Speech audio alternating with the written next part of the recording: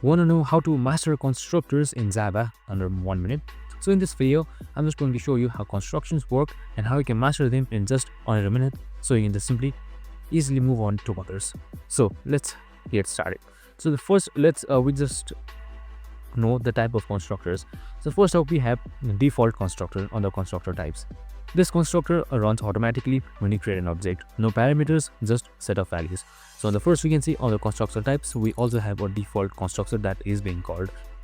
So next is we have the parameterized constructor. This lets you pass values while creating the object, so you can customize that instantly. And the copy constructor, it creates a new object using data or another object's data. This is perfect for cloning information. And that's it. Constructors are basically to prepare your object before it starts doing anything. So you can just simply run this code to show how it works. So right here, as you can see, the three types of constructor, these are being stored as well. So you can just simply copy this code and modify it by yourself, and there you go. I hope this video helped.